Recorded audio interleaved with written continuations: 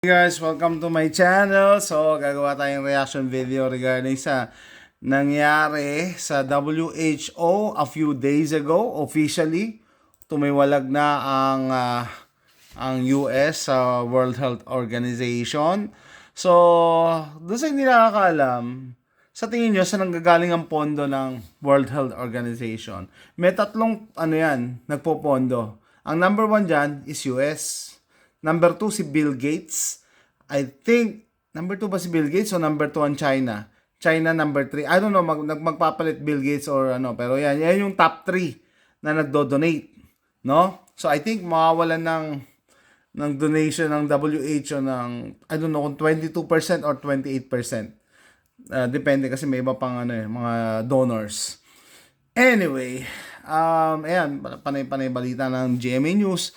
The World Health Organization said it regrets, nanghihinayang, that the US has officially withdrawn from the UN Health Agency and it hopes Washington returns to active participation. Anong participation? Ano bang ginagawa ng WHO? The US left the organization Thursday after a year of warning. Nag-warning na si Trump nag-warning na si Trump na sa WHO na aalis siya, pero ito nag-warning din ang WHO na ma-hurt daw, nagpapaawa. It will hurt public health. Public health? Actually guys, na-expose kasi yung WHO kung talagang para saan ba sila at sino nagpapatakbo sa kanila. Unang-una, sino ba head ng WHO? Si Tedros. Si Tedros, ha? Hindi ko na alam. Doktor ba yan? Parang hindi yata doktor yan eh. Alam nyo ba ang backer niyan? Ang China? China ang backer niyan. Kaya siya naging leader ng WHO. O, tapos na-expose nga nung COVID. Thank God, malaya na tayo. May freedom of speech na ulit tayo. Kasi dati pag nagsalita ka ng ganito, didelete ka ni Facebook tsaka ni YouTube eh. O, by the way, nabaltaan ko si Mark Zuckerberg.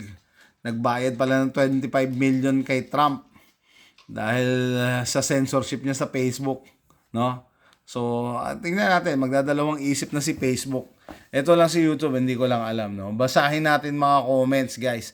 Ang dami pa rin mga kababayan natin mga tanga, pero natutuwa ako kasi marami ng mga gising, no? Marami na rin pala mga gising na mga kababayan. Hindi ko nga sila kilala eh. Pero alam na nila eh. By the way, kung hindi nyo pa nabalitaan, inamin na ng WEF yung COVID daw a test of public compliance. Actually, it's an IQ test. Sino yung may mga mabababang IQ? Sorry to say, sampalataya, nakailang turok. At hindi nakahalata, ayaw makahalata kahit obvious na. Ano ibig sabihin? Example, dadating ka sa restaurant, nakamask ka kasi required po dito, hindi pwede no entry pag hindi tapos pagkakain na tatanggalin na yung mask. Paano nangyari yun? Yung mga taong ganoon hindi nag-iisip, hindi, basta yung mga expert lang nakakaalam yan. And ano yung sinasabi, ano ba yung common na sagot nila noong 2020? Bakit, doktor ka ba? Natawa nga ako eh, meron pa rin ganyan nag-comment eh kanina, doktor ka ba? So di ba?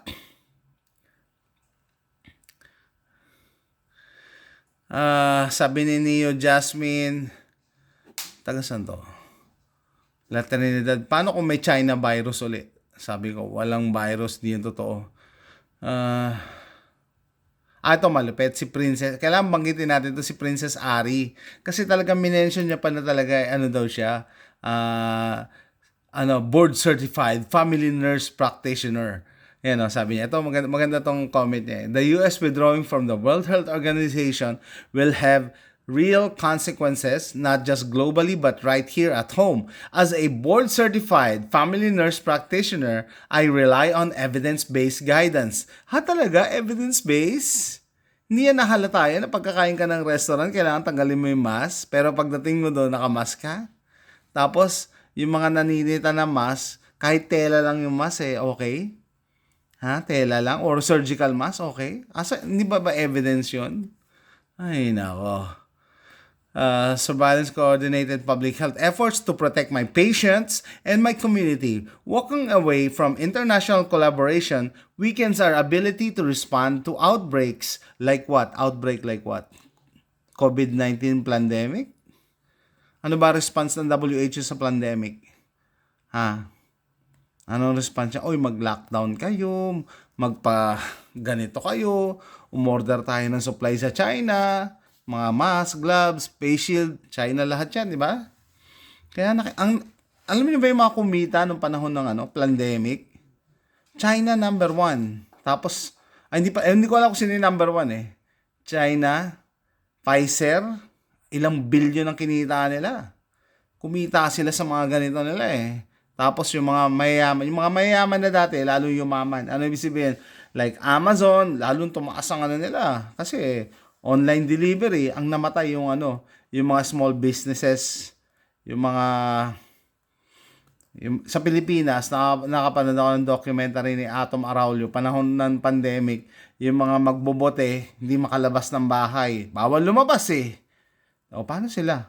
Magtatrabaho? Paano sila kakain? Pero yung mga mayayaman, lalong yumaman ng pandemic, di ba?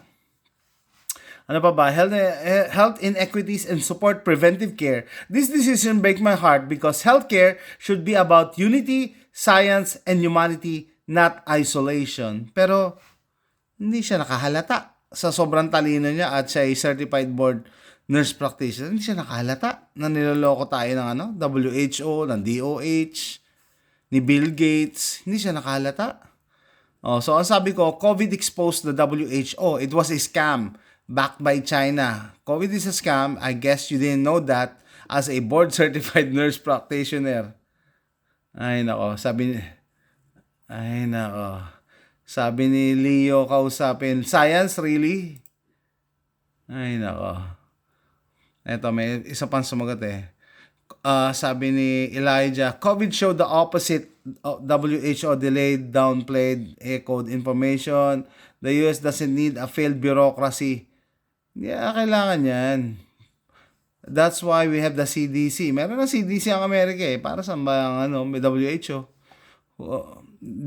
What did WHO done for us medical-wise except to suck billions of... Yeah, donation. Lang ng donation yan eh. Ano pa ginawa ng WHO sa US? Wala. Humihingi lang, namamalimos lang.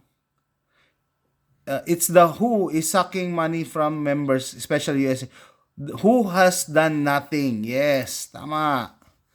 Buti pa to, kahit hindi mga nurse, certified nurse practitioner eh. May mga common sense, pero yung ating doon kababayan na board certified nurse practitioner, hindi yan napansin na scam yung COVID. Okay?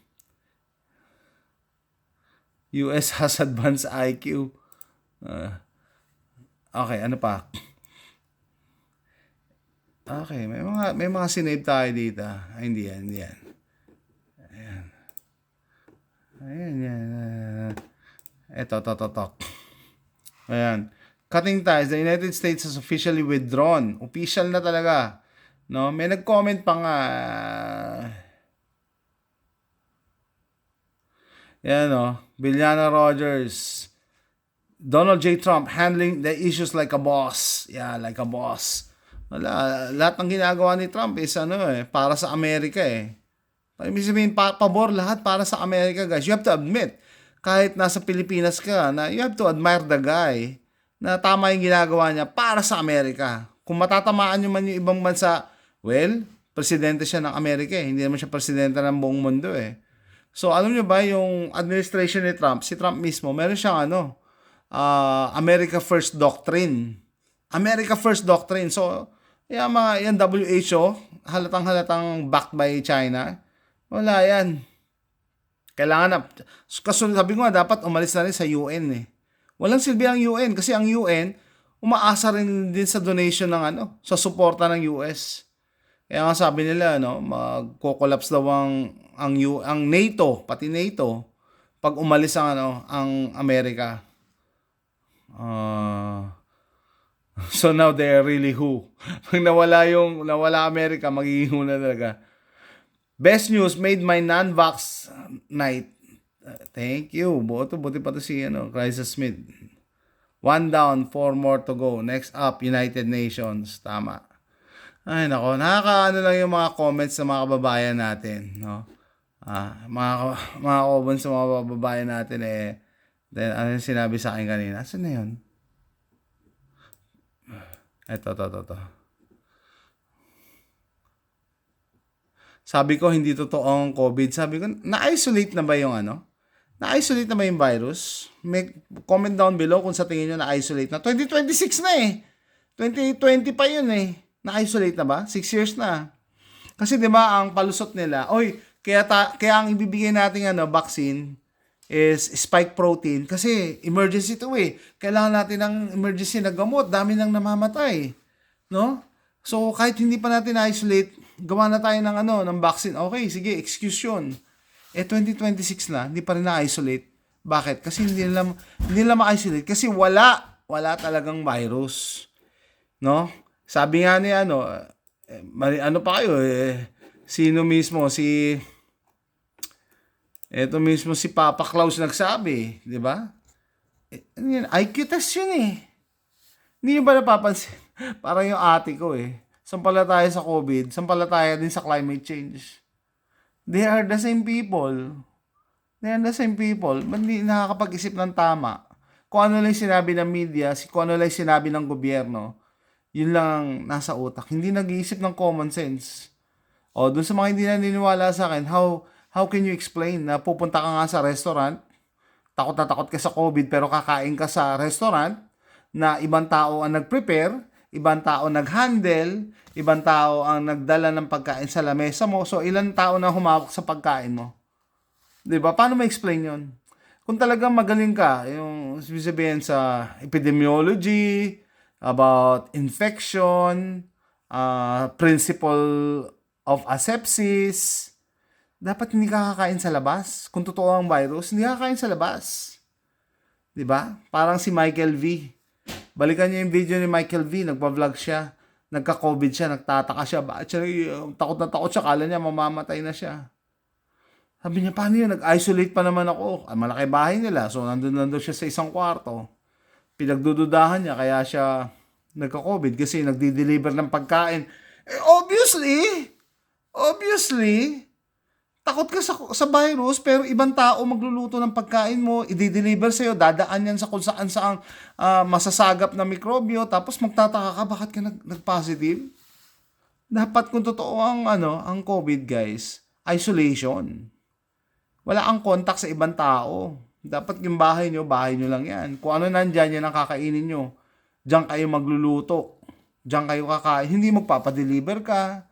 Pupunta ka sa restaurant. Tapos tatanggalin mo yung mask mo. Ano nangyari sa COVID pag tinatanggal yung mask? Yun muna yung pakisagot doon sa hindi maniniwala sa akin.